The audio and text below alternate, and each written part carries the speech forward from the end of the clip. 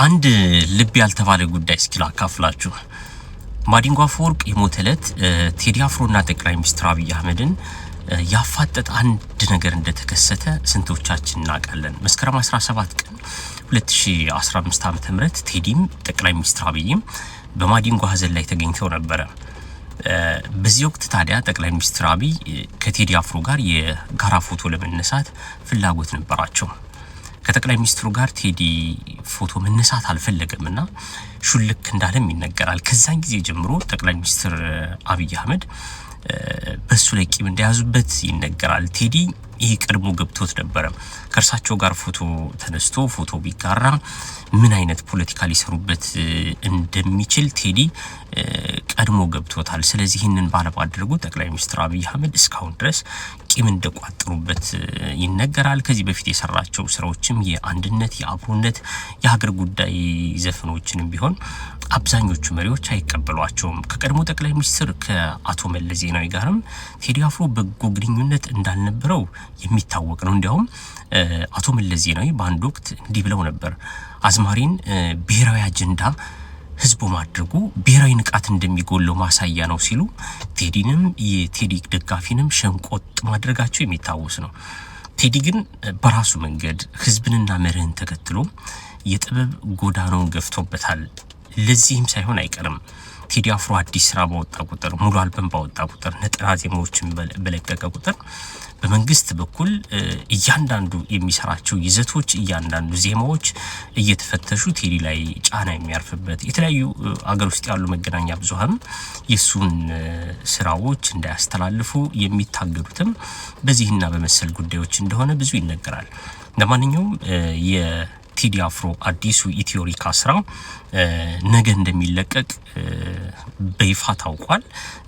ስለዚህ ሁላችንም የቴዲ አፍሮን ኦፊሻል የሆነውን የማህበራዊ ድረገጽ ገጾችን በመወዳጀት ልናበረታታው አይዞ ልንለው ይገባል። ምንም የምናጣው ነገር የለም፣ ከኛ ምንም የሚጎል ነገር የለም። የሱን የዩቲዩብ ቻናል መቀላቀል፣ ፌስቡክ፣ ቲክቶክ ፔጆችን መቀላቀል ስራውን መደገፍ ነው፣ ጥበብን መደገፍ ነውና አብሮ ከቴዲ አፍሮ ጋር መቆም ነውና ሁላችንም ከወዲሁ በመቀላቀል ብዙ ሚሊዮኖችን ገጹን ማድረስ ይቻላል ብዬ አስባለሁ። የቴዲ አፍሮ አዲስ አልበም ኢትዮሪካ ዛሬ ለህዝብ ሲደርስ የቁጥሮቹ ሚስጥር አዲስ ምዕራፍ ከፍቷል። የኢትዮጵያ ህዝብም የ8 ቁጥርን ቁልፍ ሊፈታ ሰዓታትን እየተጠባበቀ ነው። ዛሬ ሐሙስ ሚያዝያ 8 ነው። ሚያዝያ 8ኛው ወር ነው። ቀኑም 8። አልበሙ የሚለቀቅበት ሰዓት ፀሐይ በርትታ የምትወጣበት ከቀኑ 8 ሰዓት፣ የዘፈኖቹ ብዛት 18። የሁሉ ታሪክ የሚሰራው በ2018 ዓ.ም ነው። አንድ ትልቅ ጥያቄ ግን አለኝ። ቀን 8 ወሩ 8 ሰዓቱም 8 ከሆነ ለመሆኑ በአልበሙ ውስጥ ያለው 8ኛው ዘፈን ምን ይሆን? የትኛውን ሀገራዊ ወይም የፍቅር ሚስጥር ይይዝ ይሆን? ድሮም ቢሆን ሐሙስ የቀን ቅዱስ ነው። እንኳን ኢትዮሪካ ተጨምሮበት ዛሬ በአመቱ 8ኛው ወር በ8ኛው ቀን በቅዱሱ ሐሙስ የሙዚቃው ንጉስ አዲስ ታሪክ ሊሰራ ቀጠሮን አስይዞናል።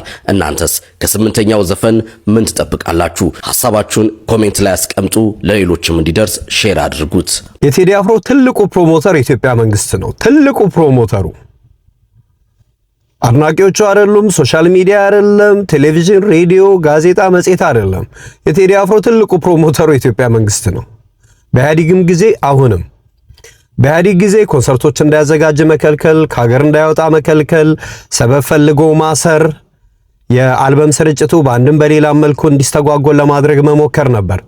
ያ ነገር የቴዲ አፍሮን ተቀባይነት እጥፍ ነው ያደረገው። አሁንም በብልጽግና ተመሳሳይ ነገር ሰዋሰው የቴዲ አፍሮን አልበም ገበያ ላይ ለማዋል የተስማማውን ካምፓኒ ከጀርባ ከፍተኛ ጫና ሲፈጥር ነበር መንግስት። የቴዲ አፍሮ ፖለቲካ ይዘት ያላቸው ሙዚቃዎች እንዳይወጡ ለማድረግ ቢወጡ እንኳን ከምርጫ በኋላ ለማድረግ ከዛ በኋላ ደግሞ ጋዜጣዊ መግለጫውን ከለከለ። ይሄ የቴዲ አፍሮን ተቀባይነት ሊቀንሰው ይችላል? በምንም አይነት መልኩ። ለመንግስት ከኛ በላይ የቀረበ የለም ብለው የሚያምኑ አንዳንድ አካላት፣ ግለሰቦች ሶሻል ሚዲያ ላይ ከወዲሁ ዘመቻ ጀምረዋል። ትችት። አልበሙ አልወጣም። አልበሙ ወጥቶ ግጥሞቹ ከስነ ጽሑፍ አንጻር ከሐሳብ አንጻር ትክክል አይደሉም፣ ዜማው ከሙዚቃ አንጻር ከዚህ አንጻር ትክክል አይደለም፣ አልበሙ በአጠቃላይ የአልበሙ መንፈስ ትክክል አይደለም ብሎ መተቸት ያባት ነው። ለዛም አላደረሳቸውም፣ አላስቻላቸውም። ገና ካሁኑ ትችት በትችት እያረጉት ነው ሶሻል ሚዲያውን። ይሄ ቴዲ አፍሮን ተቀባይነት ይቀንሷል? በፍጹም። ቴዲ አፍሮ ሙዚቀኛ ብቻ ሆኖ መቅረት ይችል ነበር። መንግስት ቴዲ አፍሮ የሚሰራውን እየሰራ ዝም ቢለው አንድ ሙዚቀኛ ጎበዝ ሙዚቀኛ ሆኖ ይቀራል። ቴዲ አፍሮ ግን በህዝብ ዘንድ ከሙዚቀኛ በላይ እንዲሆን እያደረገ ያለው የኢትዮጵያ መንግስት ነው። የቴዲ አፍሮ የተወሰኑ ዘፈኖች ሚዲያ ላይ እንዳይተላለፉ ለእያንዳንዱ ሚዲያ ይነገር ነበር በፊት። እንደዚህ ሲደረግ ይህ ሰው ከሙዚቀኛ ከፍ እያለ እንዲሄድ ያደርገዋል። ህዝብ ስርዓቱን እየታገለልኝ ያለ የኔ ታጋይ የህዝብ ልጅ ነው ብሎ እንዲያምን ያደርጋል። በዚህ ሁሉ መንግስት ብሎ የሚያደርገው መክሰር፣ ነገሮችን በመቆጣጠር የቴዲ አፍሮን ተጽዕኖ መገደብ የሚችል እየመሰለው የሚያደርጋቸው ነገሮች ቴዲ አፍሮን የበለጠ ከፍ ከፍ ከፍ እያደረገው ነው ሄደው እንጂ ቴዲ አፍሮ እንደየትኛውም ሙዚቀኛ የፖለቲካ ይዘት ያላቸውን ዘፈኖች የሚዘፍን ግን ከሙዚቀኛ ያልበለጠ ሙዚቀኛ ሆኖ መቅረት ይችል ነበር። መንግስት ትልቁን ስራ ሰርቶለታል። ይመቸው የኢትዮጵያ መንግስት። የቴዲ አፍሮ ፖለቲካ ይዘት ያላቸው ሙዚቃዎች ሚዲያ ላይ መልቀቅ ፍጹም የተከለከለ ነበር። ጋዜጠኛ ስለፈራ ምናምን የማይከፍተው ወይ ቴክኒሻን ስለፈራ የማይጫወተው ብቻ አይደለም። በትዕዛዝ ደረጃ ከላይ እስከታች የወረደ ትዕዛዝ ነበር። የቴዲ አፍሮን ሙዚቃዎች እንደ ጃያሰሰሪያል ኡኡታይን የመሳሰሉ ዘፈኖች እንዳይከፈቱ ጥብቅ ትዕዛዝ አለ እና ይህንን ደግሞ የትኛው ሚዲያ ላይ ሰራ ሰው ያውቀዋል። እኔ ፋና ሰርቻለሁ፣ ደቡብ ኤፍኤም ሰርቻለሁ። በሚገባ ማውቀውን ነገር ነው ምነግራችሁ። እና አንዴ ፋና ምን አጋጠመ፣ እኔ ከመግባቴ በፊት ያጋጠመ ነገር ነው። ቴክኒሻን ሳያቅ የቴዲ አፍሮን ጃያሰሰሪያል ማጫወት ይጀምራል እና እሱን ዘፈን እንደከፈተ ሲያቅ አስቆመና ሌላ ሙዚቃ ቀየረ ደንግጦ። በዛ መሃል ከፋና አለቆች አንደኛው የተንደረደረ 10ኛ ፎቅ ይደርሳል። ስቱዲዮ 10ኛ ፎቅ ነው የፋና ኤፍኤም 98.1። 10ኛ ፎቅ ከደረሰ በኋላ እንዴት ይህን ሙዚቃ ትከፍታለህ? የዘፈን ክልክል እንደሆነ ታውቃለህ ብሎ ይጮሁበታል። ቴክኒሻኑ ደንግጧል እና እሱ ዘፈን እንደሆነ ሳቅ እኮ አስቆሜዋለሁ፣ ሌላ ሙዚቃ ቀይሬያለሁ ብሎ መለሰለት። አንዴ በ17 መርፌ ካለ በኋላ ብታስቆሙ ባታስቆሙ ምን ለውጥ አለው ብሎ ነው የመለሰለት አለቃው። ይሄ ሁሉም ሚዲያ ላይ የነበረው እውነታ ነው። ለመንግስት ቅርብ የሆኑ ወይም ደግሞ የመንግስት ሚዲያዎች ላይ ብቻ አይደለም፣ የግል ሚዲያዎች ላይ ራሱ የቴዲ አፍሮን ፖለቲካ ይዘት ያላቸው ሙዚቃዎችን ማስተላለፍ በጥብቅ የተከለከለ ነበር።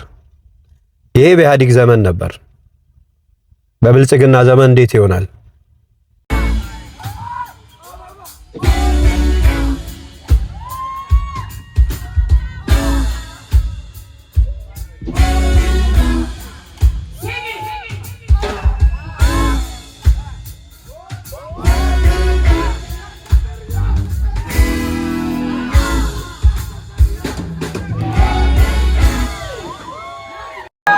አዲስ አበባ ነበር ሁሉ አገርሽ ነበር የጥንቱ ስምሽ የቀድሞ ስምሽ አሁን ከምን ጊዜው ጊዜ ነሽ አሉሽ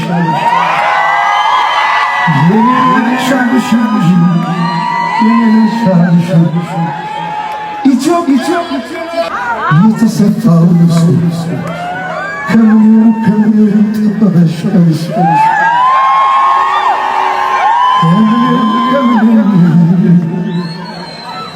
ኢትዮጵያ ለዘላለም ትኑር።